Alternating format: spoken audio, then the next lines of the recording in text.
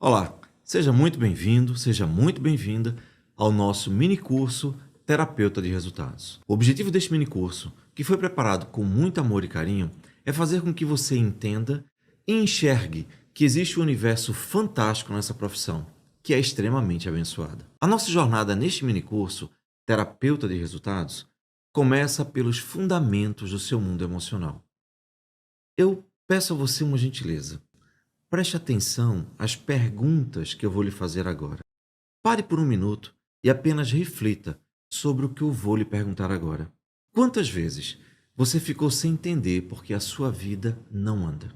Por que a vida é tão pesada, difícil e dolorosa para você? Porque você repete padrões de sofrimento que te machucam, seja no amor, nas amizades ou até mesmo no trabalho.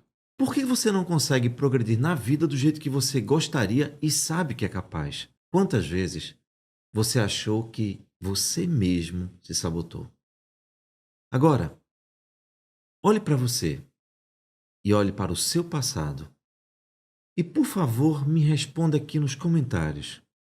Quando você olha para trás, você enxerga coisas que te machucaram?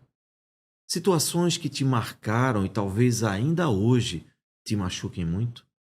Você tem feridas no passado que, se pudesse, arrancaria para que nunca mais doessem? Agora, olhando para o seu presente, para a vida que está vivendo hoje, você está onde você gostaria de estar? Você se sente uma pessoa feliz, plena e realizada? Você vive o padrão de vida que gostaria de viver? E aqui eu estou falando de todas as áreas. Da sua família, do esposo ou esposa que você tem, do trabalho, dos seus amigos, da casa onde mora, dos lugares que frequenta. Se pudesse mudar algo na sua vida, você mudaria? Você tem algo para melhorar? A gente sempre tem, mas qual o tamanho das coisas que você tem para melhorar? Qual o seu grau de insatisfação com a sua vida?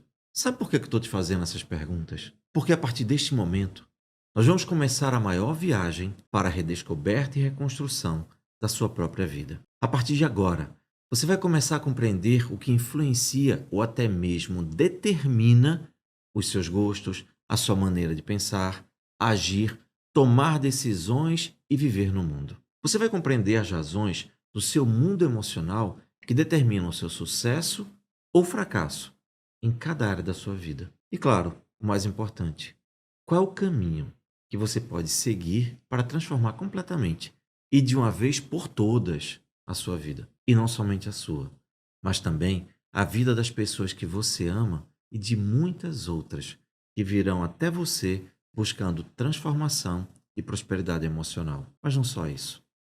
Prosperidade social, também financeira e espiritual. Você está pronto? Você está pronta para começar? Se está, então, vamos lá. Aperte os cintos, se puder já separe papel e caneta e vamos lá. A primeira coisa que você precisa saber é que, para ser terapeuta, você não precisa ser psicólogo, nem médico ou ter nenhuma graduação universitária. Isso mesmo, exatamente o que você ouviu.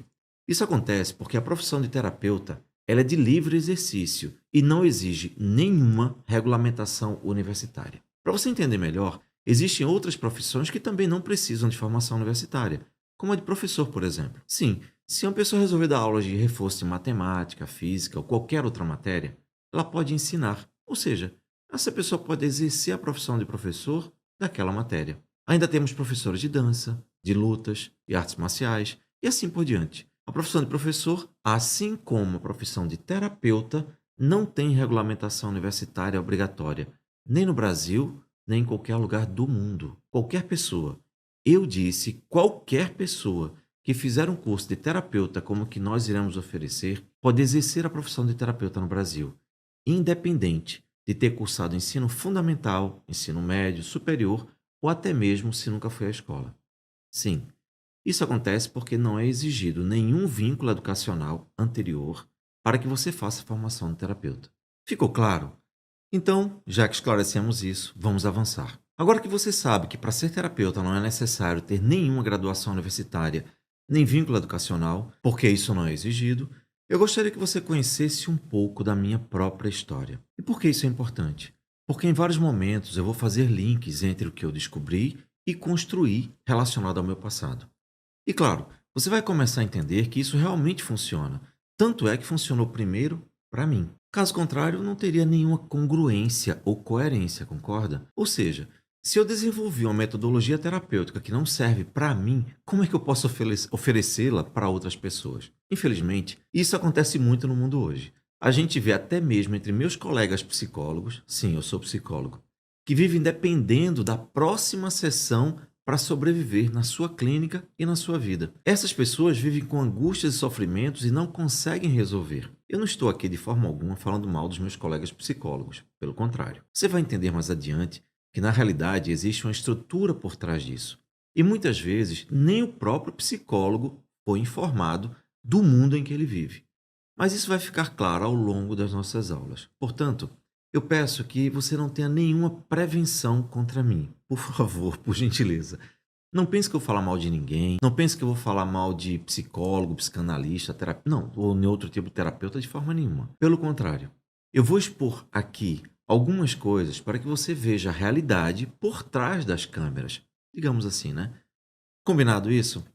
Se está combinado, então vamos lá. Eu preciso que você saiba que eu era uma pessoa com muitos medos, traumas e marcas emocionais muito dolorosas. Eu tinha muitas angústias e um grau de ansiedade absurdo. Eu passei por 2 episódios gravíssimos de depressão. Como se não bastasse, eu tinha gagueira e uma imensa dificuldade de falar em público, como eu estou fazendo agora.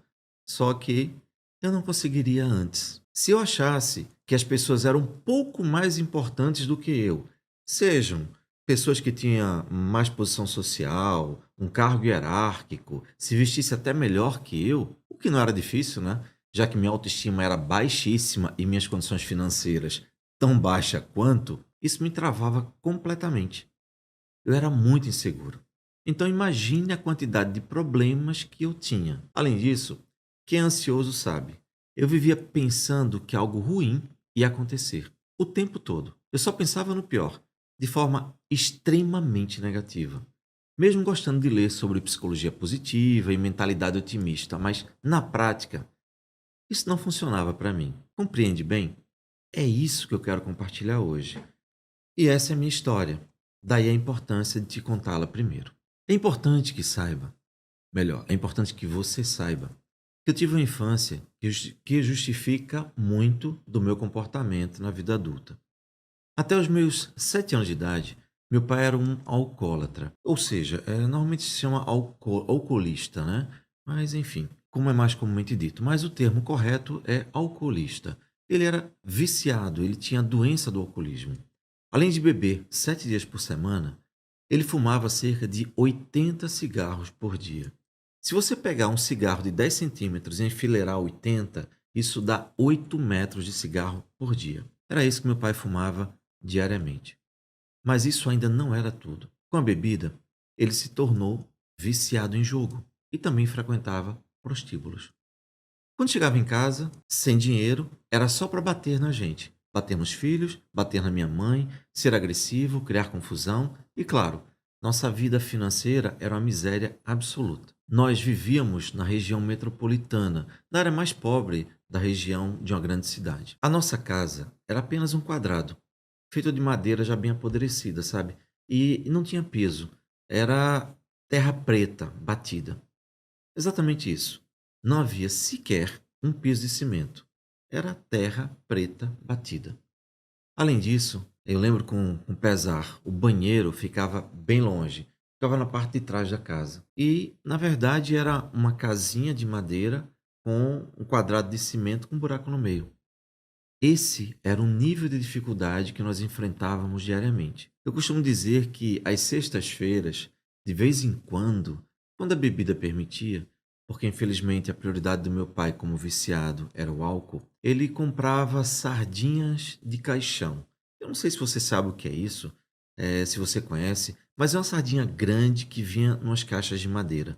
Não se vende mais hoje, já faz isso muito tempo. E ela vinha banhada em um óleo muito forte, provavelmente para conservar. Mas quando você destampava aquilo, O cheiro de peixe era absurdo, invadia tudo. A gente costumava brincar que os gatos avisavam a vizinhança que nós tínhamos sardinha em casa. Que a quantidade de gatos que se acumulava na porta da cozinha, na cozinha não, que só tinha basicamente uma porta para entrar e para sair, era gigantesco.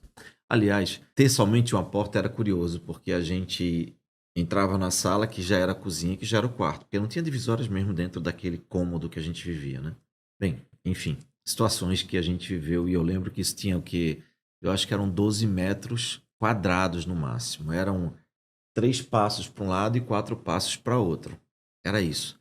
E ali dormiam 7 pessoas. Bem, essa infância foi marcada pela violência paterna, por muita dor, sofrimento e um sentimento de abandono muito grande. Eu sentia uma angústia enorme ao ver minha mãe sofrer. E como se não bastasse, todo o ambiente ao nosso redor era extremamente violento e agressivo. A linguagem mais comum ali era a porrada, era a pancadaria, infelizmente. Como moleque, eu raramente tinha brincadeiras saudáveis com outras crianças. Se eu fosse brincar, sempre aparecia alguém para chutar, bater ou mesmo jogar pedras. Mas jogar pedra mesmo. Eram brincadeiras muito violentas e não era algo que me fazia bem. Principalmente eu, que era extremamente franzino, magrinho, enfim. O tempo passou, eu me tornei um adolescente naturalmente inseguro, com problemas de autoestima, óbvio, né? Eu era extremamente magro, muito feio e eu mesmo me descrevia, né, como um lápis com borracha, pois era somente a cabeça e um corpo bem fininho. Essa foi a imagem que eu carreguei de mim mesmo durante muito tempo. Com o passar dos anos, cheguei à vida adulta, mas como é que eu cheguei nessa vida adulta? O que é que eu trouxe comigo? Aquele conjunto de dores, de traumas e de insegurança. Então, eu era um jovem adulto ansioso, gago e ainda passei por 2 episódios gravíssimos de depressão. Além disso, eu não conseguia dormir bem. Minha mente não descansava. Eu não sei se você é ansioso, se você tem ansiedade. Aliás, ninguém é ansioso. A gente tem ansiedade e a gente pode deixar de ter. Mas enfim, quem tem ansiedade sabe que você vai dormir e você não consegue relaxar, porque a mente não para. Era exatamente assim comigo. Eu falava de forma extremamente apressada e agitada. Frequentemente eu começava uma frase, já emendava com outra, e antes de terminar a primeira, porque meu pensamento já estava sempre correndo à frente, eu ia para uma terceira. Minha vida era extremamente agitada. Eu era muito negativo e medroso. Muito medroso, principalmente em relação ao futuro. Eu sempre acreditava que algo muito ruim, estava me esperando. Sempre algo de pior ia acontecer no dia seguinte, sempre algo muito ruim estava me espreitando lá na frente. Isso era a tal ponto que quando algo bom estava para acontecer, eu preferia nem pensar naquilo. Na minha cabeça, era como se eu demonstrasse, como se eu, né, se eu demonstrasse felicidade, algo iria dar errado para aquela coisa boa não acontecer. Essa foi a minha realidade. Imagina um inferno que é viver sob o comando de uma mente atormentada desse jeito. O grande problema é que lá pelos meus 24, 25, 26 anos de idade, durante o período em que eu me casei, muito jovem e imaturo, acabei me separando. Embora tenha sido uma decisão triste, foi uma decisão sábia, porque nós chegamos a um ponto de convivência que era desumano para ambos convivermos. No entanto, eu já tinha uma filha e perder o contato diário com ela, com aquele amor, aquele afeto, aquele carinho, me fez enxergar a vida com muita dor e tristeza. Determinado dia, eu acordei pela manhã e eu estava com angústia no peito, uma sensação de mal-estar, de nervosismo, sabe? Uma sensação de morte. E eu comecei a chorar. Eu comecei a chorar, assim, sem parar mesmo. E eu chorei a manhã inteira. Enfim, resumindo a história, eu fui diagnosticado com depressão pela primeira vez. Mais tarde, fui diagnosticado com o segundo episódio de depressão. Mas eu não vou contar detalhes demais, eu só quero resumir a minha história para você. Bem, e aí o que acontece? Quando eu procurei um médico, um psiquiatra, ele me disse: por favor, preste bem atenção nisso, que aqui começa efetivamente a nossa aula. Ele olhou para mim e falou: olha, você tem depressão e depressão não tem cura. Eu olhei para ele e falei: mas como assim? Eu não tinha isso até um tempo atrás. Por que eu tenho agora? Ele disse: a gente não sabe. Isso é por causa de genes, de genética, etc. Sabe o que é curioso? É o seguinte, não é porque a pessoa é médica que ela sabe tudo. Há muitos médicos que, infelizmente, não estudam e cometem erros muito graves. A depressão é um deles. As pessoas dizem, irresponsavelmente, que a depressão pode ter origem genética. Quando um médico fala, a gente tende a ouvir. Gente, não tem nenhuma literatura em todo estudo científico que associe um gene à depressão. Não faz sentido, porque a depressão não é uma doença física. Inclusive, se você for comparar a definição de doença de acordo com a Organização Mundial de Saúde, você vai verificar que a depressão, e você olhar, né, que é depressão, você vai ver que não bate, porque não tem sintomatologia física definida. Enfim, tem uma série de confusões nesse meio e que a gente vai esclarecendo aos poucos em pílulas. Isso vai ajudar você a compreender com muita clareza e muita tranquilidade tudo.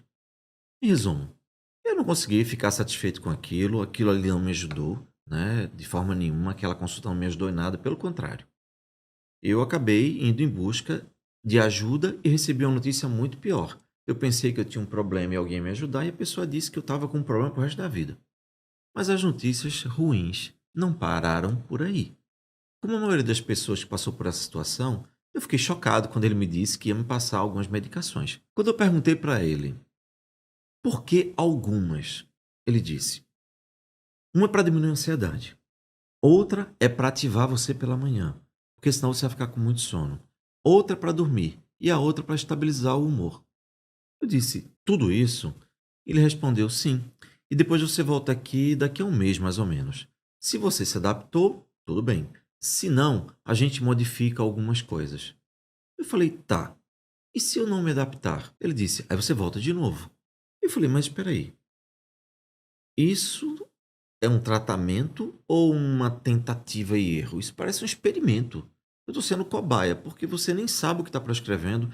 Ele fez: não, não é isso. É porque na psiquiatria é assim. A gente vai dando a medicação para ver o que é que a pessoa se adapta melhor para ele se ajustar. Eu falei: amigo, é a mesma coisa que você me dá uma coisa, se não funcionar, tenta outra, a outra, a outra, a outra. Vai ter um dia que o paciente morre, ou ele acerta, não, ou você acerta. E ele me achou meio pedante, mas eu estava com uma dor terrível, eu estava achando que aquele médico estava brincando de fazer medicina comigo. Na minha cabeça, aquilo não fazia o menor sentido. Mas ele falou: é assim que é e ponto final. Ou seja, eu não estava muito para conversa. E, bem, eu saí daquele consultório 2 vezes pior do que quando eu entrei. Porque ali eu descobri que depressão, de acordo com eles, não tinha cura. E segundo, eu ia tomar medicação pelo resto da vida. Eu ia virar escravo daquilo. Eu acho que nem cheguei a iniciar esse tratamento, porque aquilo não dava para mim. Ok, o tempo passou, tive episódios de depressão que duraram. O primeiro durou 1 ano, o segundo durou 3 anos.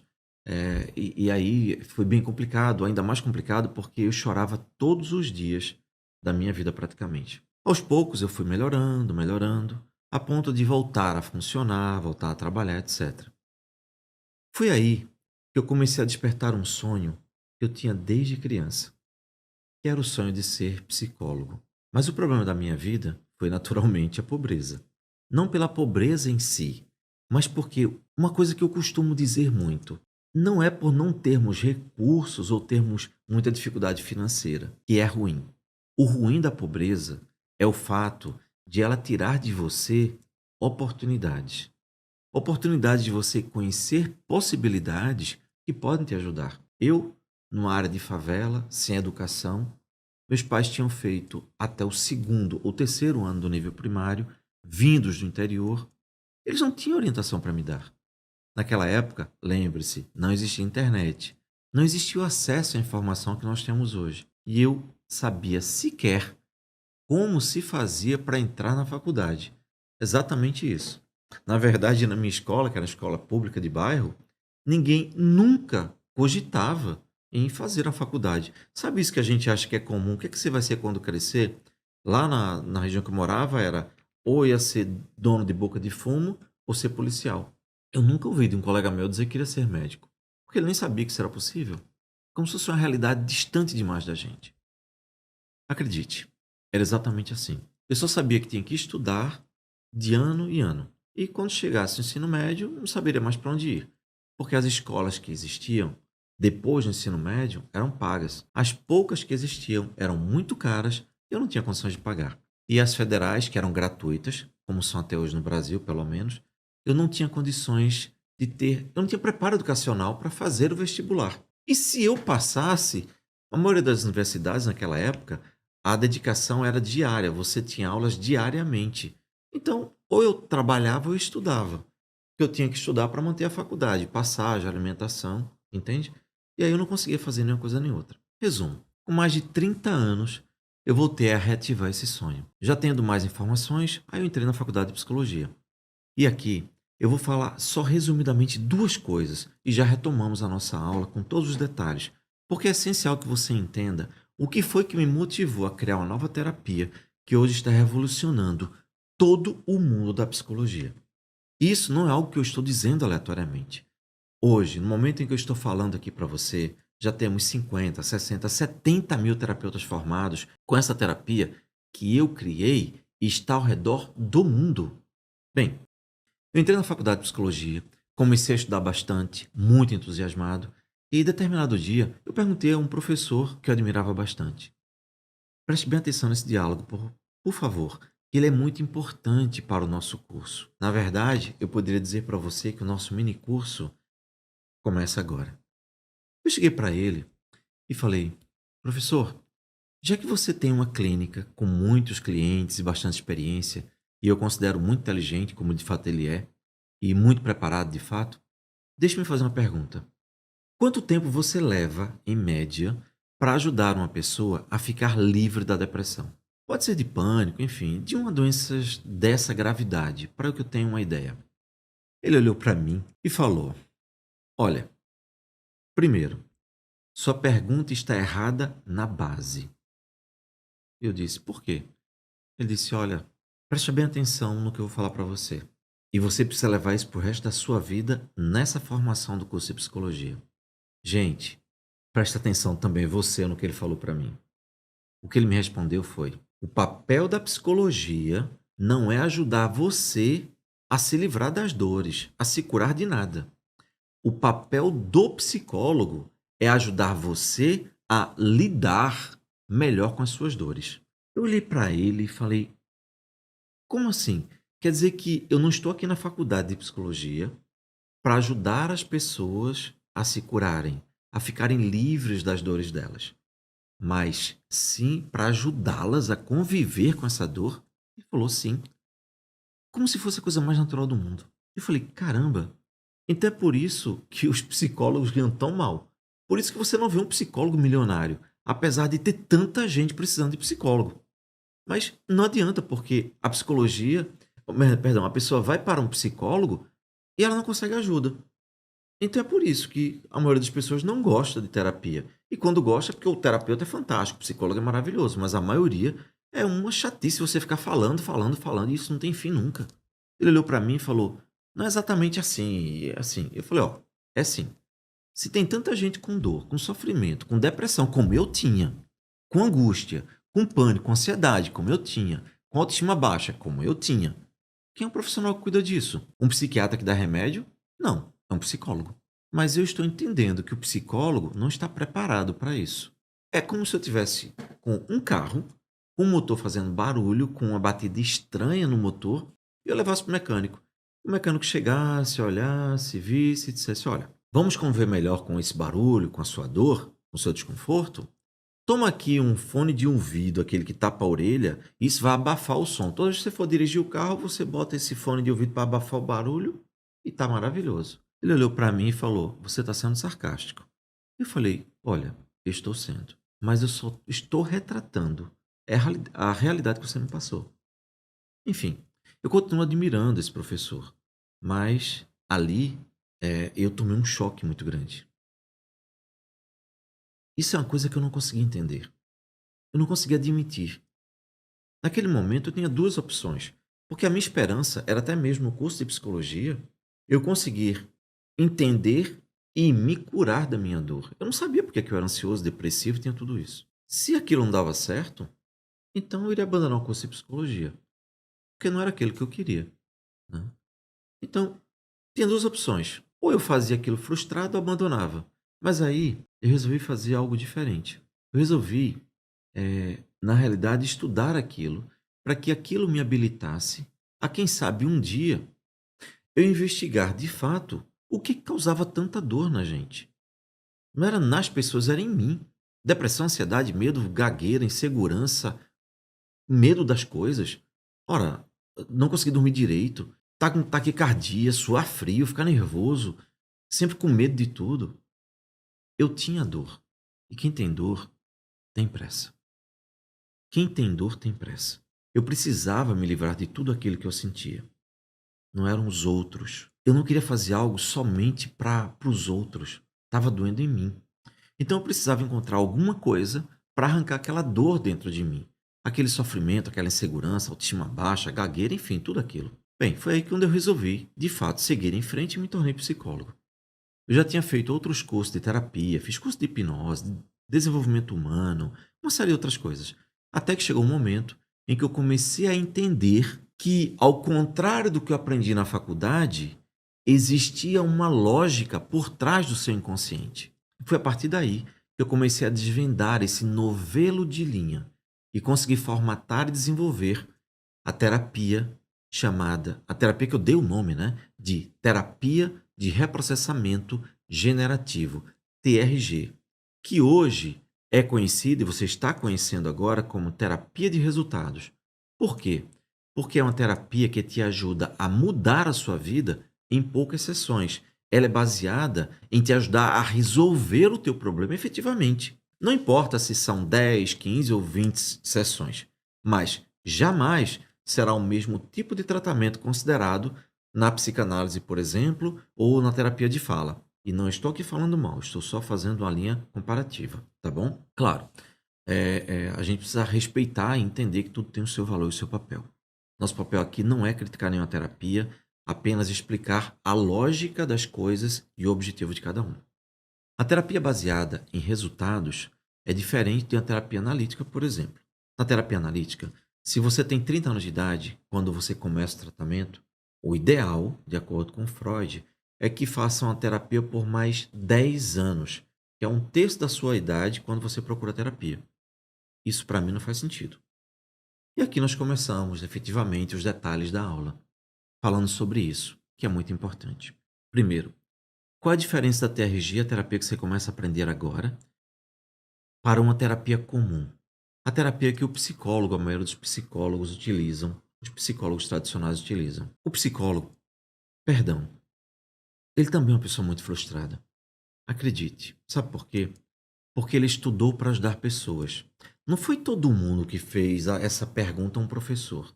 A maioria dos psicólogos começam e terminam a faculdade sem nunca se questionar disso. Mas ele não quer só ficar com medidas paliativas. Ele entrou ali para ajudar pessoas. Esse profissional, ele também sofre. E eu me solidarizo com todos os psicólogos, porque eu sou psicólogo e sei que é uma dor muito grande, é uma frustração muito grande, quando o psicólogo não consegue ajudar alguém, porque ele não tem ferramentas. Mas os psicólogos foram treinados para isso na universidade, para simplesmente serem paliativos. E eu vou te explicar essa história rapidamente para que a gente continue. Por que o psicólogo não ganha dinheiro? Rarissimamente você vai ver um psicólogo com um carro de luxo zero na garagem ou viajando para vários países. Tem alguns que ganham um pouco mais que outros um pouco menos, mas jamais ou praticamente nunca é uma vida de luxo. Você não vê um psicólogo comprando carro zero, viajando para a Europa, fazendo o que quer, comprando casa nova, simplesmente porque, apesar de ter tanta gente precisando de psicólogo, ele foi treinado para ajudar as pessoas a só lidarem com a própria dor. Deixa eu fazer uma analogia que vai fazer todo sentido para você. Imagine que você está com um espinho enfiado no dedão do pé, sabe aqui, no dedão do pé, embaixo, bem embaixo da unha. Isso dói, né? Aí o espinho parte, quebra lá dentro da unha e você tem que trabalhar. Você passa o dia inteiro com aquela dor no pé. Aquilo começa a incomodar, aquilo vai inchar, vai latejar, pode até infeccionar. Você vai mancar, vai ser um inferno a sua vida. Agora, imagine que com essa dor, o dia inteiro com esse espinho latejando, inflamando, doendo, Eu chego para você numa sessão de terapia e pergunto: vamos fazer um estudo de autoconhecimento? Eu quero que você diga como você vê a sua vida e o que você sente neste momento. Gente, você vai estar irritado, estressado, fulo da vida. Você vai olhar para a vida e vai achar que tudo é uma porcaria, porque você está sofrendo com aquela dor no pé. Agora, se eu tiro aquele espinho do seu pé, ele desinflama e você não sente mais nada. E aí, sem essa dor te incomodando, eu te pergunto: vamos fazer um exercício de autoconhecimento? Me diga o que é a vida para você. A resposta que você der neste momento vai ser completamente diferente daquela que você daria quando estava com o espinho no pé. Não é verdade? Isso não é lógico? Então perceba, qual é a lógica de uma pessoa chegar no meu consultório com depressão, com dor, com sofrimento, e eu pedir para ele fazer um exercício de autoconhecimento? Tudo que ele disser vai estar contaminado pela dor que ele está sofrendo. Isso não faz sentido para mim. Para que eu quero essa informação? Não tem utilidade nenhuma. A maioria das pessoas não está buscando entender o que o sofrimento dela traz, de onde veio, o que é que isso rebate emocionalmente, se isso foi uma interpretação que ela teve do pai ou vontade de ter relações sexuais com a mãe. Acredite, existe essa loucura. Perdão, mas são coisas que não fazem sentido. A maioria das pessoas, ela quer primeiro se livrar da dor. Porque eu repito, quem tem dor tem pressa. Essa é a base da lógica. A TRG, a terapia de reprocessamento generativo, é uma terapia que ajuda você a resolver suas questões em poucas sessões. Sejam 5, 10, 15, 20, 30, dependendo de cada pessoa, claro. Mas sempre em uma quantidade relativamente pequena, ela ajuda a eliminar as dores do passado. Hoje, nós estamos presentes em mais de 40 países ao redor do mundo. Temos embasamento científico, trabalhos científicos sendo publicados praticamente todos os meses. Temos doutores com publicações de tese em universidades renomadas, com publicações em revistas, enfim. Tudo que vamos te falar aqui está embasado em dados científicos, em artigos, publicações e trabalhos científicos. É importante que você saiba que os terapeutas formados pela TRG ganham, variando, dependendo de cada um, de 5 a 50 mil reais por mês. Nós estamos falando de pessoas que ganhavam 1.000, 2.000, 3.000, 4.000 reais e hoje estão ganhando 5, 10, 15, 20, 30, 40, 50 ou em euros, 1.000 a 10.000 euros. Todo mês trabalhando e ajudando pessoas. Então, para você ter uma noção, nós estamos falando de algo muito grande. E isso eu tenho certeza vai impactar muito você. Agora, vamos falar sobre o inconsciente? Porque é essencial que na aula de hoje, você que já entendeu tudo isso até agora, já entendeu tudo que te trouxe até aqui, agora entenda como funciona o seu inconsciente. E comece a anotar, porque isso vai te ajudar muito. Eu gostaria que você, se não pegou ainda, pegue, por favor, caneta e papel, porque você vai precisar. Afinal de contas, eu particularmente já investi a valores de hoje mais de R$ 500 mil em informações ao redor do globo para te passar todas as informações que eu te trago. Tudo que eu aprendi da forma mais simples e direta possível, vou te passar a partir deste momento. A primeira coisa que eu preciso que você entenda e anote, se possível, é: toda emoção tem lógica. Toda emoção tem lógica. E o papel deste mini curso é principalmente começar a mudar a sua vida, para que você entenda que pode ajudar as pessoas a mudarem as suas vidas. E depois, se você quiser se tornar um terapeuta profissional e ter acesso a uma profissão fantástica, partindo do pressuposto de que tudo que eu vou te ensinar aqui é compreensível porque tudo tem lógica, você decide. Pois bem, a primeira coisa que você precisa saber é que, se toda emoção tem lógica, tudo tem uma razão de ser. Sabe aquela frase que diz que o coração tem razões que a própria razão desconhece? Esqueça. Bonito, fofo, lindo, mas não é provido de realidade. Isso é irreal. Por quê? Porque absolutamente toda emoção, todas as dores e sofrimentos que você tem lógica. O que nenhum psicólogo, psiquiatra ou professor me explicou, e o que eu estou te explicando agora, é que toda emoção tem lógica. E essa é a primeira coisa. E a segunda coisa é: você não funciona baseado no que você pensa que é, mas no modo como o seu inconsciente está estruturado. Todo mundo fala sobre isso, mas vamos entender melhor. Você tem, na realidade, dois grandes sistemas. O primeiro sistema, que todo mundo conhece, é a sua consciência. As pessoas dizem: ah, você precisa ser consciente do que faz, etc. Ok. A sua consciência é o que você acha que você é. A sua consciência ou seu consciente é aquilo que, quando você acorda pela manhã, você sabe: ah, meu nome é Jair Soares, sou psicólogo, sou terapeuta, sou professor. Perfeito. Só tem um detalhe: há outras coisas que estão no seu subconsciente ou no seu inconsciente, tanto faz analogia, né? Falar subconsciente ou inconsciente dá no mesmo, que você não percebe. Vamos aprofundar isso. O seu consciente, a parte que você sabe que existe, é como se fosse um smartphone. Poderoso, fantástico. É impressionante o poder de um smartphone. Mas em contrapartida, o seu inconsciente ou subconsciente, em comparação, é como se fosse 1 milhão de computadores funcionando ao mesmo tempo, em paralelo, em modo overclock, ou seja, na máxima potência. Essa é a analogia entre o consciente e o inconsciente. Muita gente dá a ideia de que o inconsciente seria um barco na superfície do mar e o inconsciente seria todo o mar. Isso não é exagero. O barco, apenas o consciente. E o inconsciente, todo o mar. Então, a primeira coisa que você precisa ter consciência é que o inconsciente é o que realmente comanda você. Mas como é que isso funciona? Perceba o seguinte: se você quiser levantar sua mão, você levanta. Perfeito. Mas você consegue controlar seu batimento cardíaco? Ou seja, tem coisas que você faz conscientemente, mas tem coisas que são inconscientes. Quem controla seu batimento cardíaco? Quem faz com que sua respiração acelere quando você passa por uma situação de perigo? Quem faz com que você passe a noite inteira dormindo e, quando acorda, seu corpo tenha produzido substâncias a noite toda, como hormônio de defesa, suprimentos imunológicos, etc. Agora mesmo, nesse exato momento, quem está produzindo hormônios para você? Porque seu corpo está produzindo hormônios o tempo todo. Quem está lubrificando seus olhos para você poder enxergar? Você consegue conscientemente aumentar ou diminuir sua produção de hormônios? A resposta, obviamente, é não.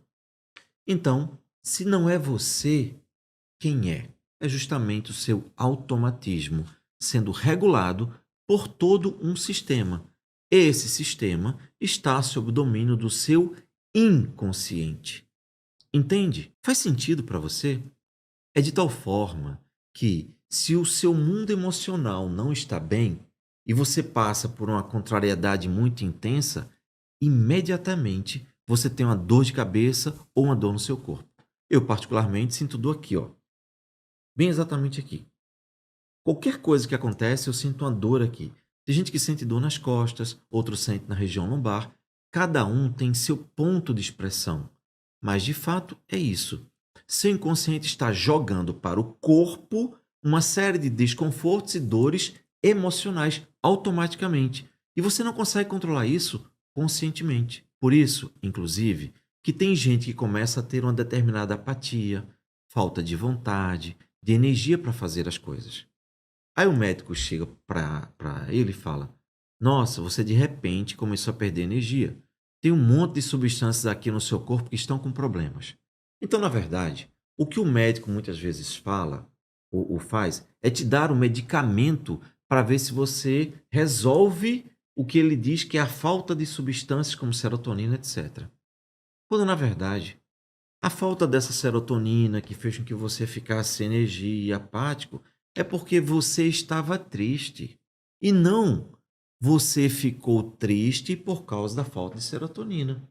Entende? Quando você fica triste, você vê alguma coisa. Imagina uma pessoa que passa por uma traição, uma situação de traição. Ora, essa pessoa, naturalmente, ela fica triste com aquilo. E aí a produção de serotonina diminui. Óbvio. Mas o médico não. O médico diz: ah, sua produção de serotonina diminuiu. Por isso que você ficou triste. Caramba, a pessoa ficou triste porque viu um negócio terrível que o machucou. Você entende? É essa a lógica da coisa. É como se você dissesse quem veio primeiro, o ovo ou a galinha, mas aí fica mais fácil de você entender quando você explica. Nesse caso é muito óbvio. O médico acredita, o psiquiatra acredita que você está triste porque não tem o componente químico. Quando na verdade você está triste porque alguma coisa triste aconteceu e você deprimiu o seu sistema nervoso central e a produção de serotonina foi diminuída. Então, é você tratar o cachorro pelo rabo. É você não olhar a situação encarando-a de frente, mas encarando um reflexo. Você acaba sendo tratado para cuidar dos seus sintomas. É como se você tivesse tratando a sua sombra na parede e não você. Faz sentido para você? Essa é a lógica. Eu acho que você está entendendo o que eu estou falando, né? Bem, apesar de ser bem óbvio, tem muitos profissionais que foram treinados para enxergar de outra maneira. Então, no nosso exemplo, só para concluir, é que o seu inconsciente está dando uma ordem para que você fique quieto, para que você se encolha, para que você sinta a dor e o sofrimento que está ali. Então, essa é a analogia do inconsciente. O inconsciente foi criado, ou melhor, foi definido esse conceito por uma pessoa chamada Pierre Janet, lá no século XVI aproximadamente. Só que, no final do século XVI e início do século XVIII, início do século XIX, isso começou a se falar muito desse conceito, a se expandir bastante. Aí, tempo depois, isso já no início do século XIX, teve uma pessoa que você já conhece bastante, que pegou esse conceito e começou a expandi-lo. E ficou mais conhecido como se fosse ele o criador, que é o Freud. O Freud foi tido como o criador do inconsciente, quando na realidade, quem criou o termo inconsciente, essa definição foi o Pierre Janet. Mas são detalhes históricos. O importante é que o Freud começou a conceitualizar o inconsciente e a partir daí isso começou a se expandir. O que é preciso que você saiba é que esse inconsciente tem algumas regras e uma delas é que o seu inconsciente registra 400% de tudo. Se você for minimamente bom em estatística, você vai dizer, Jair, peraí, 400% de tudo, isso não existe. Porque conceitualmente está errado. Porque o máximo de alguma coisa é 100%. Eu digo, olha, isso é uma figura de linguagem. Mas o seu inconsciente registra tudo, até 400% de tudo. Você vai entender agora, com a explicação que eu vou te dar, isso que eu estou te falando. Olha só, eu estava terminando uma formação com alguns alunos, eu estava efetivamente formados, eu tinha transferido todo o conhecimento que eu tinha da terapia que eu havia criado. E aí, no consultório, uma dessas alunas me procurou porque ela queria ser atendida por mim. Naquela época, eu ainda atendia. Hoje eu não atendo mais. Eu só cuido dos nossos alunos, que são, como eu falei, 50, 60, 70 mil pessoas ao redor do mundo.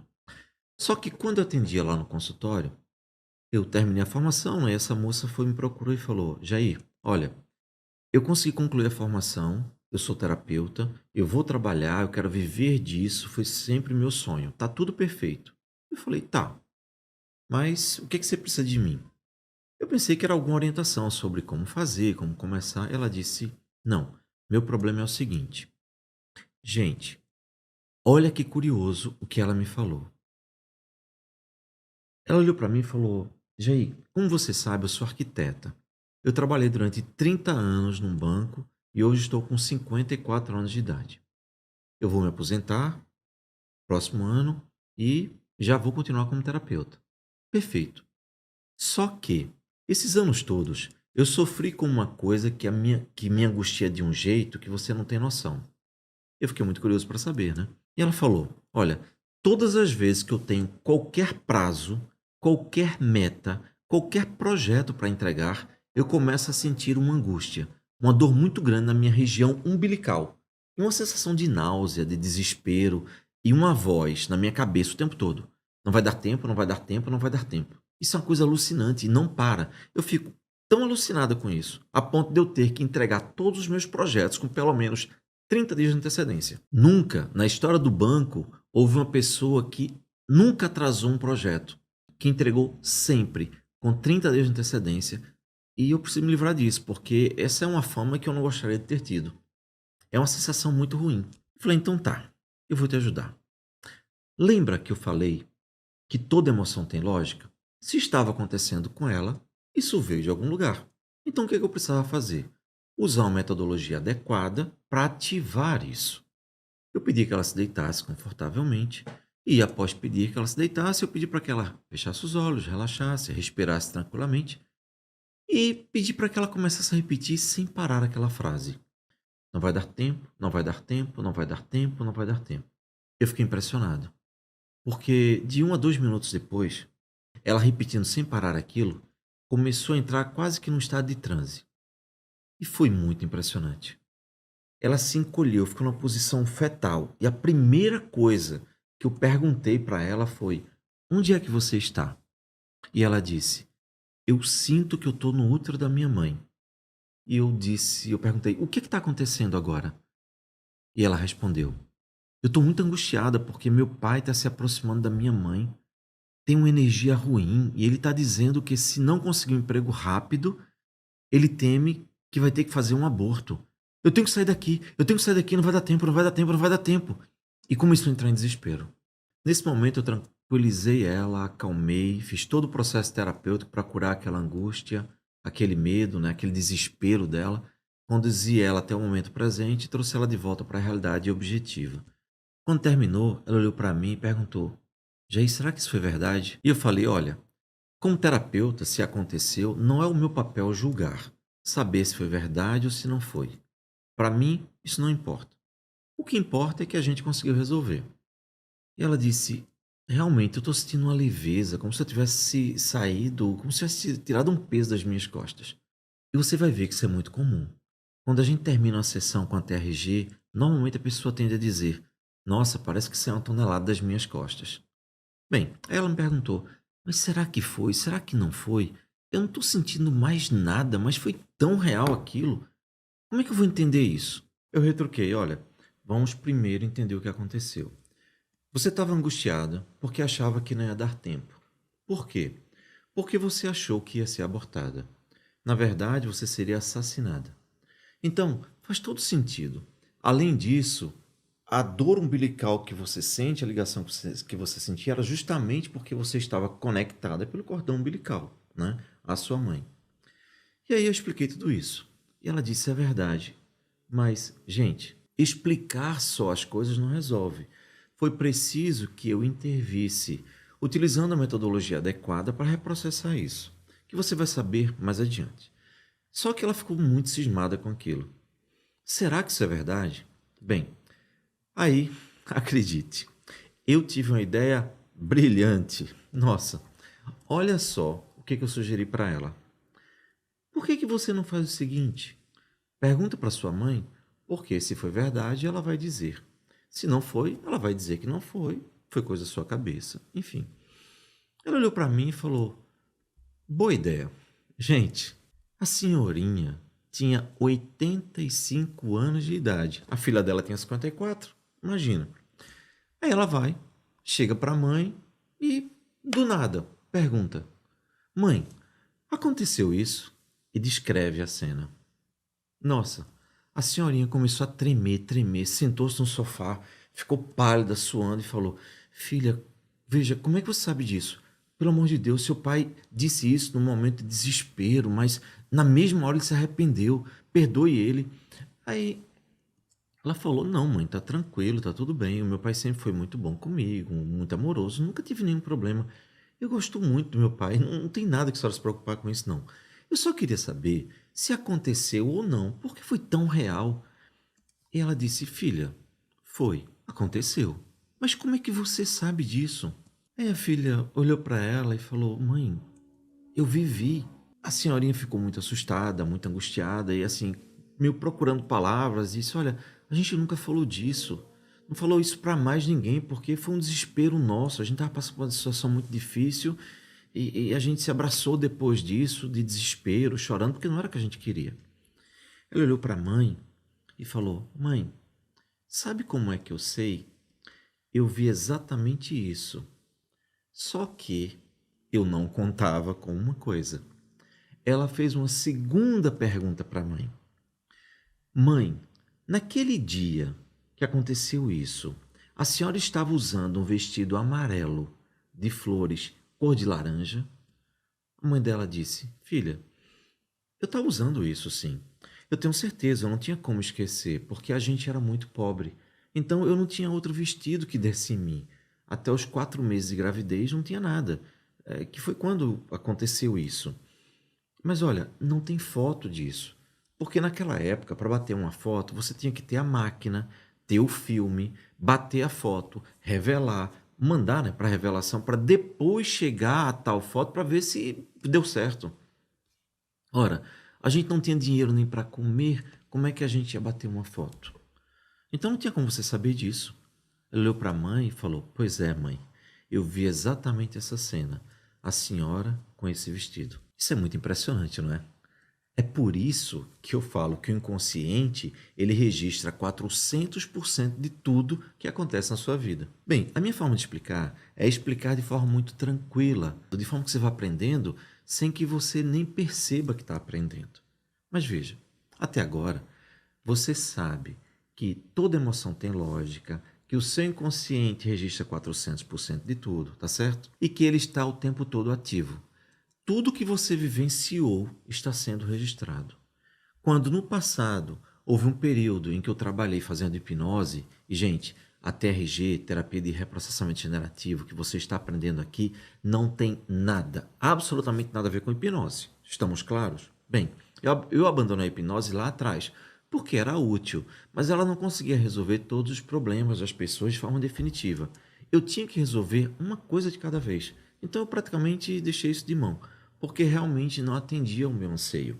E claro, o que você está conhecendo aqui agora é muito melhor, muito mais potente, principalmente. Mas, quando eu utilizava a hipnose, muitas vezes eu fazia regressão à infância, aos primeiros anos de vida.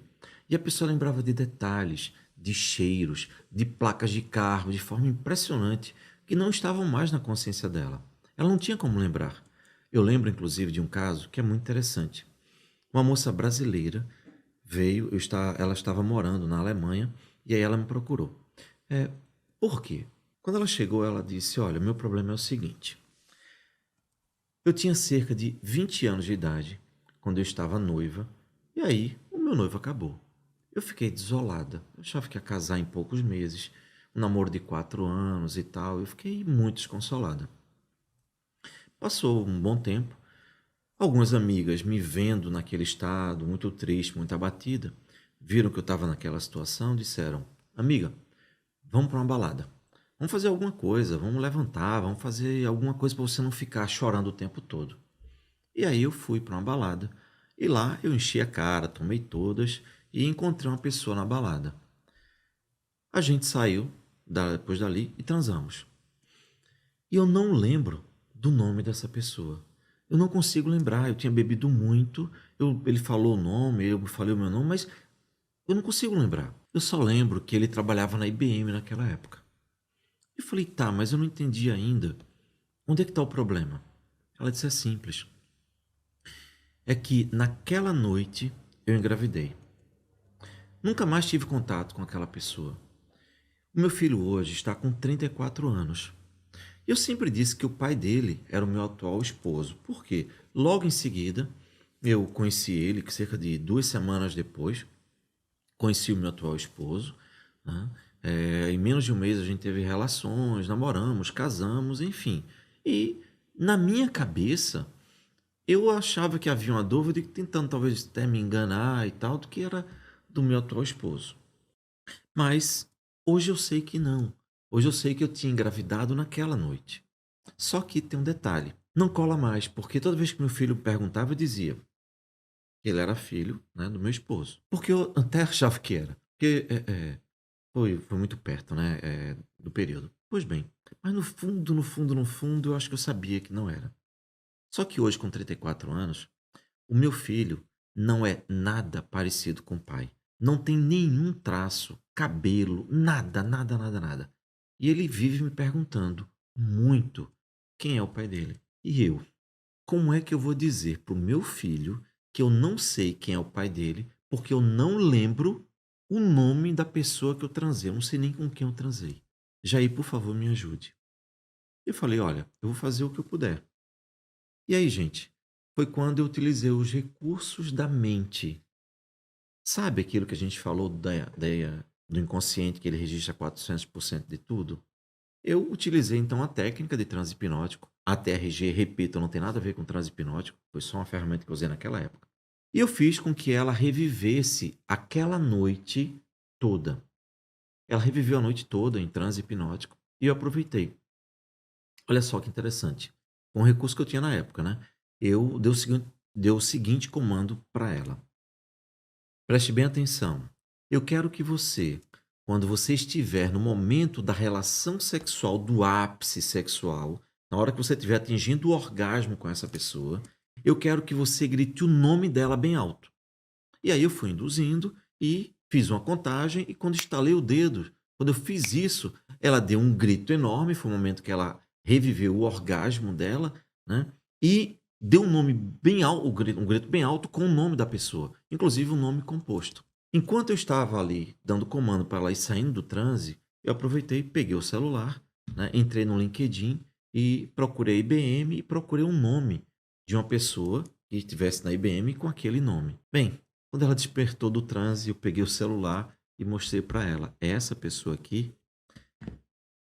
Ela olhou para mim e começou a chorar de alegria. Ela disse: é isso mesmo. Ele precisa pelo menos saber que ele tem um filho. E o meu filho agora vai saber que tem um pai. Fantástica essa história, né? Eu só estou ilustrando isso, que não é uma história, é um relato de caso. E eu só estou ilustrando isso para você ter ideia do poder da mente e o poder do registro do inconsciente, que ele realmente registra 400% de tudo. Mas a gente não usa realmente hipnose aqui, porque de fato é uma coisa que gera muita controvérsia, mas acima de tudo, ela não tem a eficácia que a gente gostaria que tivesse. Bem, agora que você já entende que toda emoção tem lógica, que seu inconsciente registra absolutamente tudo que passa na sua vida, agora a gente vai partir para outras regras do inconsciente. O que você precisa saber agora é que o seu inconsciente, ele também é atemporal. Preste atenção nisso. O seu inconsciente é atemporal. Olha o quanto você já está aprendendo. Hoje, seu inconsciente registra absolutamente tudo, até 400% de tudo, né? Hoje você já sabe tudo isso. Toda emoção tem lógica. Você é comandada pelo seu inconsciente. Isso está ficando cada vez mais claro à medida que eu for falando mais. E o seu inconsciente é atemporal. O que significa dizer que ele não tem passado. Tudo que acontece para o seu inconsciente é presente. O que aconteceu há 10, 15, 20, 30, 40 anos não importa. Está ativo na sua vida emocional do mesmo jeito que aconteceu, se não pior. O único detalhe é que, lembra que eu falei que o consciente lembra de pouca coisa? O inconsciente registra tudo? Então, está tudo lá. Só que ele não joga para o seu consciente, porque não cabe. O seu consciente tem uma capacidade muito pequena. Então, tem muito gosto que você tem por cor, preferência, etc., que você aprendeu em função de coisas que você viveu. Tem muita situação e opinião que você expressa baseado no que você aprendeu ao longo da vida.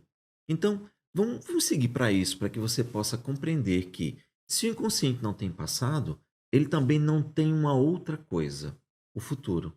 Por quê? Porque veja, se aconteceu uma coisa muito dolorosa no passado, digamos que você foi assaltado às 18 horas, estava escurecendo numa rua deserta. A partir daí, o seu inconsciente vai dizer: opa, toda vez que for 18 horas e eu estiver numa rua deserta, eu vou disparar aquele alarme de que é perigoso, porque é um gatilho daquilo. Mas isso aconteceu há 30 anos. Não importa.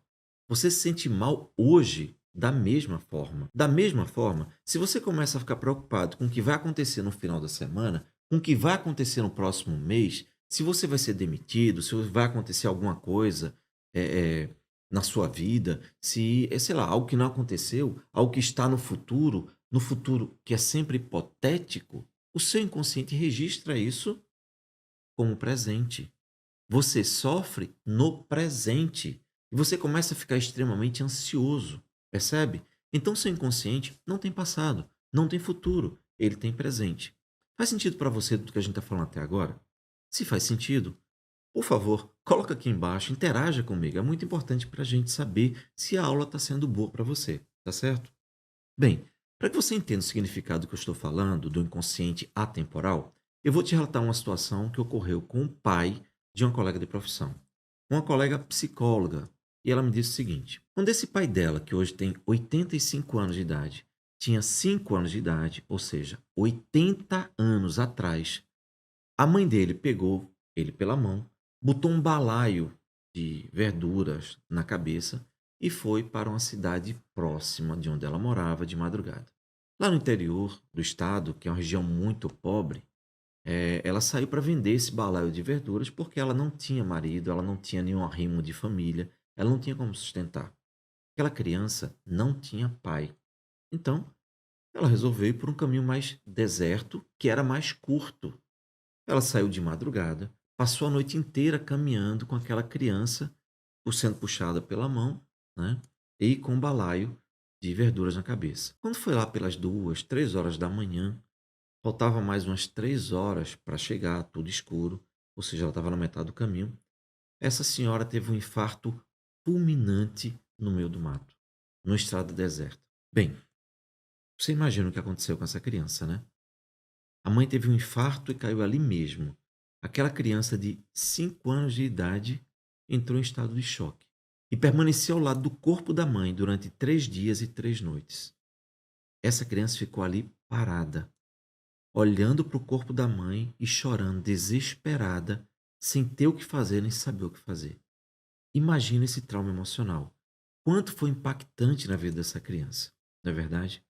Depois de 3 dias, passou uma pessoa no cavalo, olhou para o corpo da mãe e falou: enterra isso, isso tá podre. Isso era a mãe dele. O que minha amiga disse é: Jair, faz 80 anos que o meu pai conta essa história todos os dias da vida dele. A gente não aguenta mais. Quando ele vê que ninguém está prestando atenção, mesmo que a gente já não consiga mais dar atenção a ele, ele simplesmente sai, vai para a calçada e fica contando sozinho essa história, como se tivesse alguém do lado. E é isso. Ele está congelado. Ele fica congelado como se fosse aquele momento lá que tivesse acabado de acontecer. Faz sentido para você? Bem, agora que você já entendeu mais uma regra do inconsciente, vamos para a próxima. A próxima regra do inconsciente que eu quero te falar é que o seu inconsciente busca a felicidade. Significa dizer o seguinte: que toda situação dolorosa que você passou na vida, o seu inconsciente busca fazer com que você supere.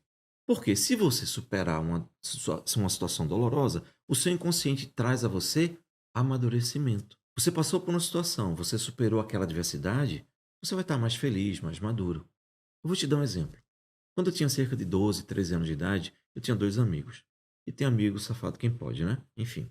Esses dois amigos me convidaram que. Me convidaram, não, eles combinaram entre eles que quando a gente terminasse a apresentação na sala de aula de um trabalho que a gente estava fazendo, os três, eles iriam derramar farinha de trigo na minha cabeça na frente da turma toda. Combinaram e fizeram. Pois bem, imagina 40 crianças rindo da sua cara. Como é que você ia se sentir? Isso poderia ter traumatizado qualquer pessoa, principalmente a mim, que era inseguro, que tinha um monte de traumas, um monte de problemas, era o mais pobre da turma, já numa escola de muita gente pobre. Enfim, se tivesse um campeonato eu ganhava. Era um campeonato que eu ganharia com certeza. Pois bem, eu sei de muita gente que chegou aqui, não no consultório, mas no atendimento online, teve problemas causados por constrangimento e bullying na escola. Só que no meu caso, uma semana depois, eu estava ameaçando eles de morte. Eu estava dizendo que ia acabar com a vida deles, com a raça deles, etc. E a gente estava rindo, gargalhando da situação. De alguma forma, eu consegui superar aquela dificuldade. Mas eu superei depois de passar o tempo todo pensando, lembrando daquilo, chorando, me angustiando e etc. E depois isso foi se dissolvendo. Isso é importante você entender. Essa dissolução, porque vai fazer muito sentido lá na frente, nas próximas aulas. Gente, tudo que eu falo está muito encadeado, está muito amarrado. Essa aula foi preparada de forma que você vai ver na próxima aula e aí você vai falar, mas o professor já não falou isso? Não. E vai ser muito parecido, porque para você vai ser algo tão familiar que você vai aprender de forma suave, achando que você já sabe. Então, eu não vou estar repetindo conceitos, mas com certeza eu vou estar voltando para encadear o que você está aprendendo. E é isso que eu quero que você faça.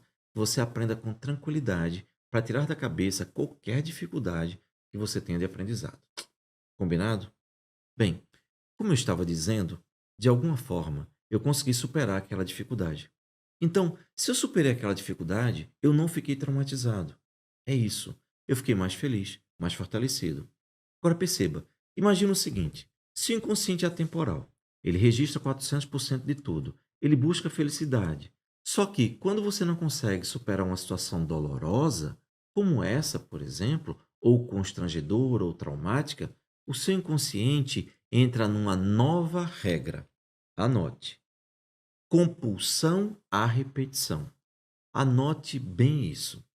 Compulsão à repetição. Ou seja, é um looping. Perceba, se você está na escola, na faculdade, você está aprendendo alguma matéria nova, o que acontece? Se você não conseguir aprender aquilo, você faz uma prova e você não passa, você é reprovado. Então você vai ter que repetir tudo aquilo para poder aprender, não é verdade? Essa é a lei da vida. Essa também é uma lei do inconsciente. Você está aprendendo uma habilidade nova, você tenta fazer aquilo, você não consegue. Você tem que repetir, repetir, repetir, até você conseguir fazer, aprender a fazer aquilo e fazer aquilo bem feito, não é verdade? Essa é a regra do inconsciente. O inconsciente entra em uma compulsão à repetição naquilo que ele não consegue resolver. Isso explica, por exemplo, relacionamentos tóxicos, dedo podre. Perceba o seguinte: tudo aquilo que você não consegue resolver, o teu inconsciente entra numa compulsão à repetição. No looping, significa dizer que o teu inconsciente faz com que você reviva situações dolorosas que você já viveu no passado e não superou emocionalmente. Exatamente. Perceba. Imagina o seguinte: uma menina que cresce vendo o pai alcoolizado se tornar agressivo e bater na mãe. Ela não consegue entender como é que o pai que ela ama bate na mãe que ela ama. Aquilo não é digerível emocionalmente, ou não é digerido pelo inconsciente dela. Ao mesmo tempo, é o único modelo de relacionamento que aquela criança aprende. O inconsciente não consegue registrar felicidade porque ela não encontra felicidade ali, porque ela está com aquela dor. Aquilo não é compreensível para ela, não faz sentido. Aquilo machuca. Então ela entra no modo de compulsão à repetição. Essa criança, inconscientemente, ou seja, o inconsciente dela, vai fazer com que ela se veja atraída, envolvida por situações ou pessoas que serão a reprodução idêntica daquilo que ela tanto viveu na infância e não conseguiu superar, compreender e entender. Faz sentido para você? Aí, essa moça, já adulta, pode ir para uma passeata evangélica, uma passeata espírita, uma passeata católica, paz pela paz. 100.000 pessoas. Ela vai se sentir conectada e atraída. Ela vai esbarrar. Ela vai se sentir, de fato, magnetizada pela única pessoa, justamente a única pessoa que está ali, que tem a tendência a se tornar alcoólatra, ficar agressivo e bater nela. Da mesma forma que ela vivenciava na infância o pai fazer com a mãe. Para ir um pouco mais longe, imagina no nosso exemplo que aconteça o seguinte: ela faz isso. Então ela começa esse relacionamento idêntico ao que ela viveu, o que ela aprendeu como modelo de relacionamento. Ela entra na compulsão à repetição. Digamos que ela não faça nada, que ela apanhe, uma confusão danada, etc. Passa o tempo e digamos que ela se separe. Como é que vai ser o próximo relacionamento dela? Idêntico, muito parecido com o que ela já teve. Por quê? Porque o inconsciente está buscando, na verdade, fazer com que ela consiga reviver a mesma situação para que ela consiga superar aquilo e encontrar felicidade. Digamos, então, que em uma segunda ou terceira vez, terceiro relacionamento, ela consiga se conscientizar de que tem um problema. E aí, ela resolve buscar um método terapêutico bem estruturado, como o nosso, por exemplo, que você vai conhecer a partir dessas aulas e a partir de hoje, inclusive. Então, imagina que ela consiga reprocessar toda a situação traumática do passado. E aí, quando ela consegue compreender tudo isso, o inconsciente liberta ela e a próxima pessoa que ela vai atrair não vai ser mais o mesmo tipo, o mesmo padrão de pessoas que ela atraía antes, que eram parecidas com o pai dela. Já viu essa história de que teve gente que se casou com o pai, ou seja, com uma pessoa tão parecida com o pai, que tem até o jeito, o modo de falar? Ou seja, que se casou com um homem, parece que é de fato o seu pai. Muitas vezes é porque existe um conflito emocional muito forte. O inconsciente acaba atraindo pessoas com os mesmos comportamentos que aquela pessoa precisa aprender a superar que a tanto machucou no passado. E aí, quando você faz terapia nessa pessoa, ela não tem mais essa necessidade.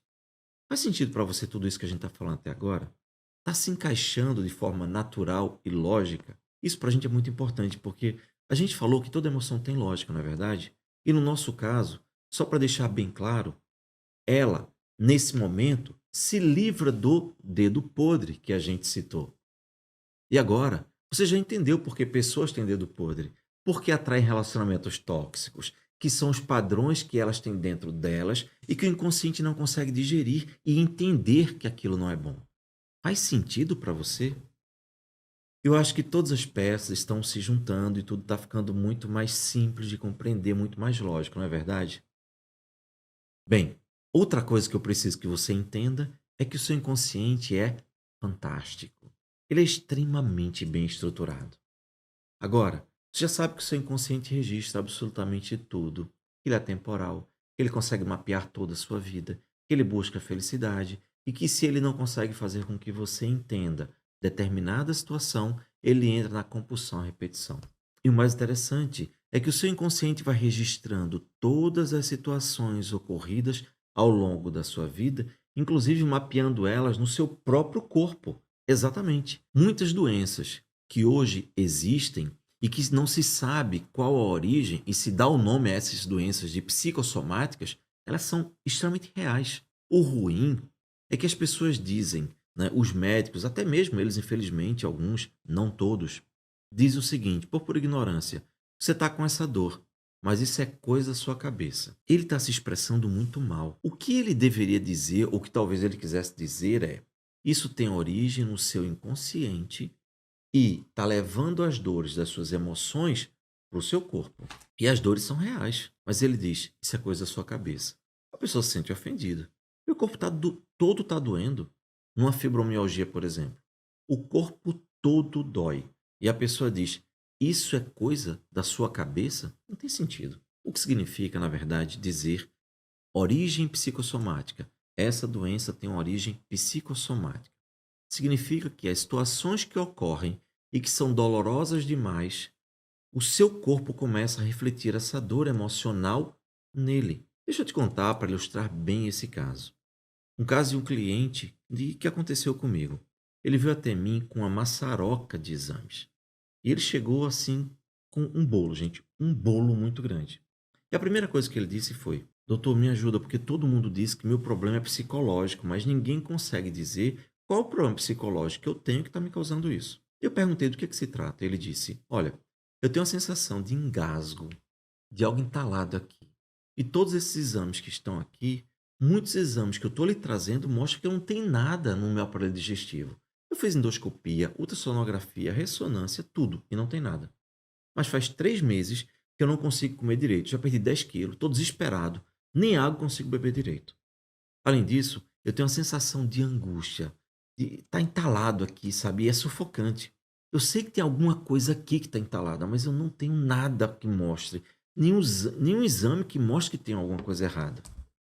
Eu falei, tá, sabendo que emoções que não são digeridas, que não são absorvidas e superadas, elas podem se transformar em dores no seu corpo, eu fiz o seguinte: faz 3 meses que isso aconteceu, não é? Ele disse sim. Então, faz 3 meses que você está nesse sofrimento. Ok, agora me diz o seguinte: uma vez que toda emoção tem lógica, lembra que a gente falou isso desde o começo? Se toda emoção tem lógica, então eu tenho uma pergunta para te fazer, decorrente disso. Se faz 3 meses que isso aconteceu, me responda o seguinte: o que foi que de pior aconteceu na sua vida de 3 meses para trás? Ele pensou um pouco e falou: bem, aconteceu uma coisa que para eu poder explicar eu tenho que contar uma história, que foi a história da minha vida. Eu falei: fica à vontade. Ele começou. Eu tinha 18 anos quando eu estava montando guarda de frente ao quartel. Quando eu olhei do outro lado da avenida, na beira-mar, tinha um sujeito com um motorhome. São aqueles caminhões com uma casa dentro. Um ônibus com uma casa montada completa. Eu fiquei impressionado com aquilo. Fui lá no meu momento de folga, comecei a conversar com o dono daquele veículo ali, bati papo. Ele ficou meu amigo já de cara. Eu fiz todas as perguntas para ele e ele mostrou o veículo todo. Mostrou cozinha, sala, banheiro, quarto. Eu disse uma coisa e ele disse uma coisa que me marcou. Ele disse que ele era extremamente livre. Ele viajava o mundo inteiro em cima daquele ônibus, daquele motorhome. Inclusive, naquele momento ele estava indo para Ushuaia, o ponto mais extremo da América do Sul, na Argentina. Naquele momento, eu descobri o que é que eu queria fazer da minha vida. E os olhos dele brilhavam quando ele falava isso. E aí ele falou: eu prometi a mim mesmo que ia trabalhar minha vida inteira e quando eu terminasse, ia pegar todo o dinheiro da minha aposentadoria, ter meu próprio motorhome e viajar o mundo todo como aquele rapaz, como aquele motorhomeiro fez. Então, era isso que eu queria fazer a partir dali. Foi o que eu decidi fazer na minha vida inteira. A primeira coisa que me veio à cabeça foi: caramba, que coisa arriscada. A pessoa passar a vida inteira esperando para um dia ser feliz é bem interessante, né? Mas, paciência, fiquei calado. Aí, deixei ele terminar a história. E ele continuou. Eu me aposentei, me reformei, já tinha o meu veículo, me tornei amigo de todos os motorhomeiros do Brasil e minha primeira viagem foi justamente para Ushuaia, na Argentina. Podia ser diferente, né? E esses amigos, inclusive essa pessoa que eu conheci lá na praia, estavam lá me esperando, porque era a concretização do meu sonho.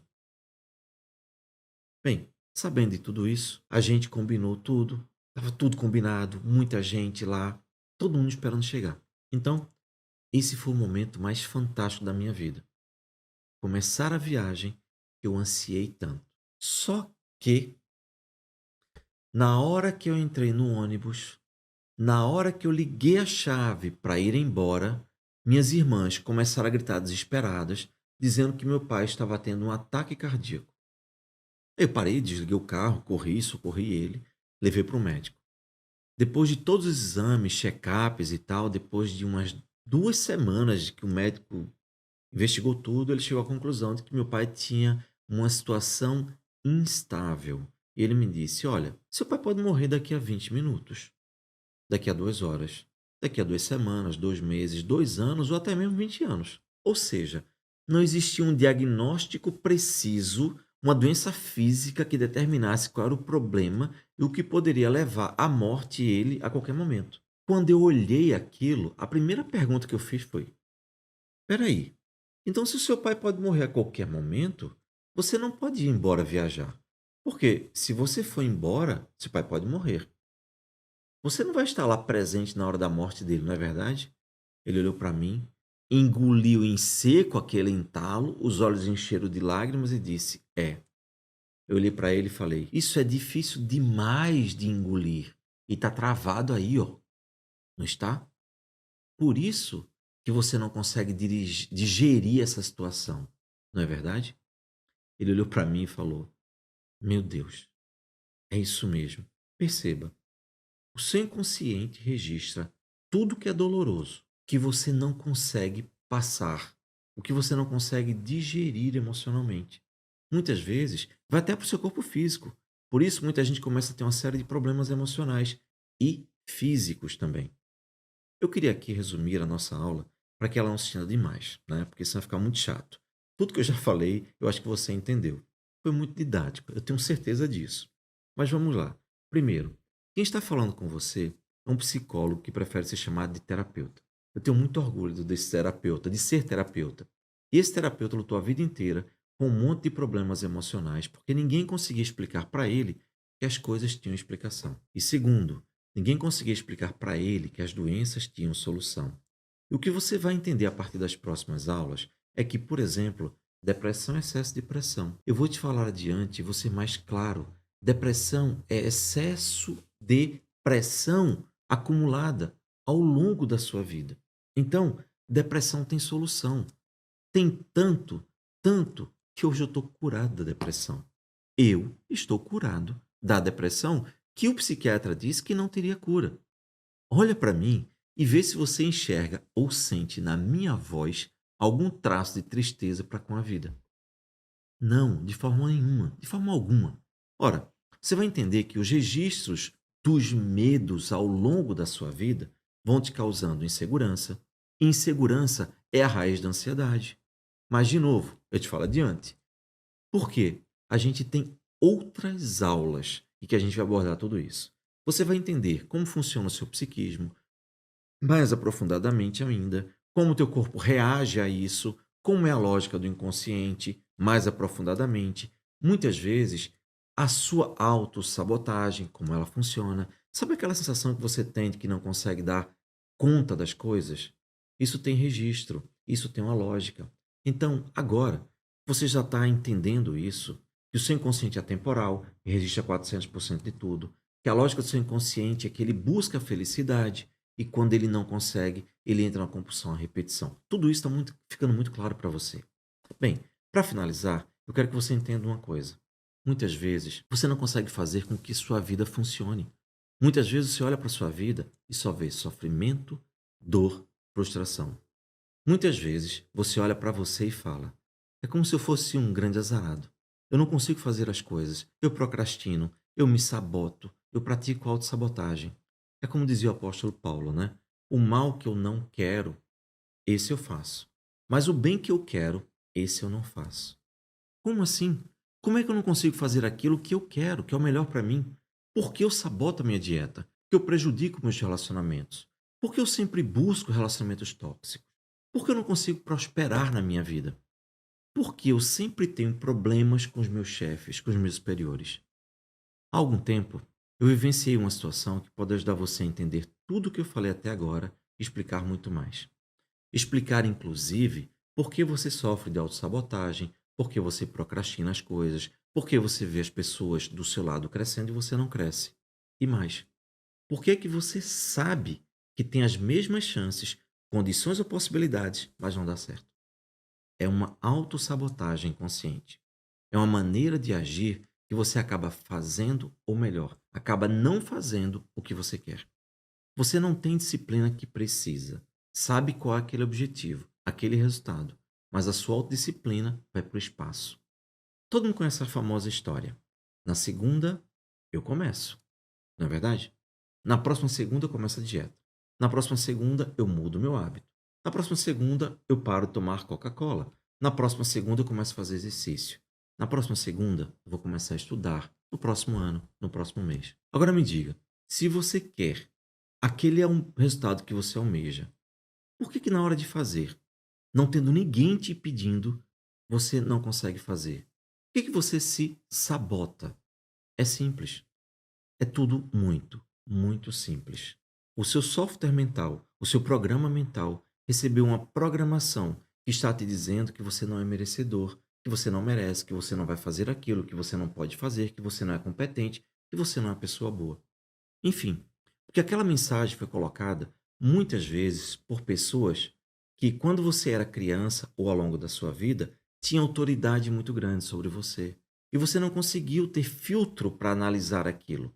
Você simplesmente absorveu como uma verdade absoluta. E uma das maneiras de você absorver as coisas, introjetar dentro de você, a partir daí começar a gerar um software com problema, ou seja, um software com vírus dentro, com defeito, que faz com que você acabe sabotando, é quando você recebe um trauma ou uma pancada emocional. Bem, eu preciso te contar uma história. Na verdade, foi algo que eu vivenciei que vai te ajudar a compreender isso com muita clareza. Próximo à minha casa tem um centro turístico onde eu moro, né? E aí eu fui visitá-lo, fui de ônibus. E ao voltar, eu subi no ônibus e voltei para minha casa. Quando eu subi no ônibus, eu vivenciei uma cena. Uma senhora bem grande, bem obesa, com uma criança de cerca de 3 a 4 anos de idade. Essa criança estava sem camisa. Eles subiram na minha frente. Ela pegou a criança e mandou a criança passar pela catraca, pela borboleta do ônibus. Ora, para a criança, tudo é muito lúdico. Para a criança, o mundo é uma grande diversão. Inclusive, a melhor maneira de você falar com a criança é contando histórias, inserindo a criança nas histórias. O problema é que a criança, ao fazer isso, ao olhar aquela catraca, Parecia uma coisa divertida. Ela foi se pendurar na catraca. Ela começou a se pendurar e a se balançar. A mãe, extremamente irritada, com raiva, impaciente, explosiva, pegou a mão, abriu a mão e deu um tapa nas costas da criança com toda a violência. Nossa, foi uma cena terrível de se ver. A criança, ela se jogou para frente, se machucou, bateu no ferro que tinha e, claro, começou a chorar, abriu um berreiro gigantesco. Só que para piorar, na mesma hora, a mãe ainda completou gritando a seguinte mensagem: "Seu imbecil, não serve para nada, não faz nada direito, nunca vai ser nada na vida." Em 3 segundos, ela conseguiu dar 4 mensagens extremamente negativas e dolorosas, como se fossem profecias que iriam marcar aquela pessoa. Seu imbecil, não serve para nada, nunca vai ser nada na vida, não faz nada direito. Perceba que, com dor, com sofrimento de alguém muito maior que ele, e uma criança, principalmente, a criança não tem filtro de análise e julgamento para julgar se aquilo é verdade ou se não é. Tudo que você coloca na cabeça de uma criança, principalmente com dor, com sofrimento, com emoção, ela absorve e começa a fazer parte do software mental dela. É importante lembrar que a criança aprende por generalização. Ela vai generalizar tudo aquilo para todos os setores da vida dela. Quando você chega para uma criança e mostra um cachorrinho desse tamanho, sim, você fala, isso é um uau-au. A criança aprende. Só que no dia seguinte, ela vê um dog alemão muito maior, gigantesco, com outro pelo, com outro rabo, com outros olhos, com outras orelhas, e ela olha para aquele animal e fala: "Au, au." Como é que ela sabe que aquilo é a mesma coisa que você mostrou pequenininho? Simples, ela generaliza. E é por isso que a criança aprende tão rápido.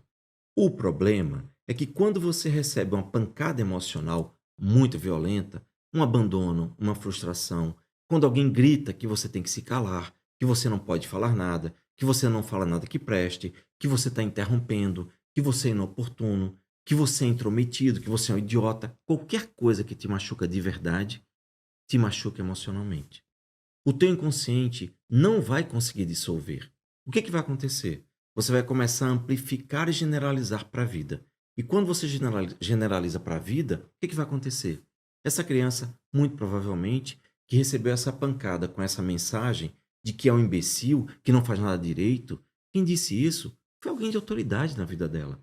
A mãe. A mãe que aquela criança ama. Então a mãe está certa. Ela não consegue nem julgar isso. Então, quando essa criança crescer com 20, 30, 40 anos de idade e começar a ter relacionamentos que está indo bem, mas tem aquela mensagem, aquela crença instalada dentro dela de que você é um imbecil, você não faz nada direito, nada vai dar certo. O que vai acontecer? Ela vai começar a sabotar. Ou imagina que essa pessoa está prestes a começar uma dieta. Algo simples como uma dieta. Vai começar uma dieta. Ah, segunda-feira eu começo. Digamos que comece. Quando começa, começa a se esforçar, passa pelo primeiro dia, segundo, terceiro. Quando vê que está começando a emagrecer um pouquinho, já vem uma mensagem, aquele conflito emocional, a crença arraigada, que é diferente do que ela está fazendo, pela dor que ela recebeu ao longo da vida. Você é imbecil, não faz nada direito, nada vai dar certo, nada funciona com você. Ela amplifica isso e começa a se sabotar. Ela vê um doce e sente a vontade desesperadora de comer aquele doce, como se não houvesse outra coisa na vida. Ela começa a se colocar em situações onde acaba se justificando. Ah, porque eu estava numa festa. Ah, porque eu vi um sorvete, estava muito bonito. Ah, porque eu mereço. Enfim, eu conheço uma pessoa que a mensagem que ela recebeu de escassez foi tão grande na vida que, mesmo ela tendo dinheiro para encher o tanque de combustível do carro dela tranquilamente, ela só colocava no máximo R$ 50. Ela só enchia 50, por mais dinheiro que ela tivesse na carteira. E o que acontecia frequentemente? Ela ficava sem combustível nas avenidas, nas BRs, nos locais mais perigosos, inclusive durante a noite. Como assim? Por que ela fazia isso? Porque o pai dela era uma pessoa que toda vez que olhava para o dinheiro dizia: a metade é minha, a outra metade é do carro. A outra metade ele bebia. E frequentemente ela ficava de madrugada com esse. Ela não, né? O pai dela ficava de madrugada com o carro sem gasolina. Não tinha combustível, por quê? Porque o pai, em vez de encher o tanque, repartia o que era o dinheiro do tanque para ele beber, causando até algo meio pitoresco, que ela nunca entendeu e acabou repetindo esse padrão. E ela nunca conseguia entender porque ela repetia esse padrão, porque muitas vezes ela ficou com o pai de madrugada quando criança, em BRs e avenidas escuras à noite, com muito perigo, com muito medo. Ela trouxe a repetição para ela. Faz sentido para você? Então, se você começar a olhar para você, você vai começar a entender por que muitas vezes você não estudou o suficiente, não fez o trabalho certo, não fez o máximo que você pôde, que você sabotou relacionamentos. Você vai entender por que você não termina o que começa. Enfim, qual é na sua vida a chave que encaixa com o que eu estou te dizendo na aula de hoje? Como é que se aplica na sua vida? Pense um pouco, reflita um pouco. Eu, sinceramente, espero que você esteja entendendo como funciona seu psiquismo de forma simples, de forma que não se explica em faculdade nenhuma. Muitos colegas, eu tenho certeza, que nesse momento aqui nós temos muitos psicólogos assistindo essa aula. Se tiver, por favor, inclusive, me diz se você aprendeu com a clareza que eu estou te passando, como funciona o teu psiquismo. Porque essa é a nossa maneira de ensinar. É de forma didática. Diferente do que a gente aprende nas universidades e coisas muito complexas, muito cheias de coisas. Enfim, a nossa ideia é voltar ao mesmo ponto, é dar ilustrações, é mostrar relatos de casos e amplificar o conhecimento. Eu espero, sinceramente, que muitas fichas estejam caindo. Eu espero que você esteja começando a compreender que você não é uma pessoa azarada, que a vida não está punindo você e que tudo, na verdade, está passando. É muito lógico. Você não é refém do sofrimento, da dor, da ansiedade, da depressão, do medo, da angústia, não. Tudo tem uma razão de ser. E se você está entendendo, se você está gostando de como eu expliquei, você vai perceber nas próximas aulas que você vai ter uma visão ainda mais ampliada e vai compreender o que você precisa fazer para resolver tudo isso. Portanto, nós encerramos agora, né, a nossa primeira aula do mini curso Terapeuta e Resultados. E eu aguardo você ansiosamente na próxima aula, feita com carinho para você, a nossa segunda aula. Eu espero que você fique em paz, você seja amparada por Deus. E o único lembrete, um último recado. Olha, você está assistindo esse vídeo? Então clica aqui embaixo. Não sei se é aqui, mas clica aqui e se inscreve no nosso canal do YouTube para que você possa ser avisado com mais presteza de que tudo que a gente está fazendo. Então, eu espero realmente que isso aqui esteja sendo muito útil para você, que essa nossa jornada, que está só começando, traga muitos frutos, porque a gente preparou tudo com muito amor e com muito carinho para você. Fique com Deus, vejo você na nossa próxima aula. Até mais.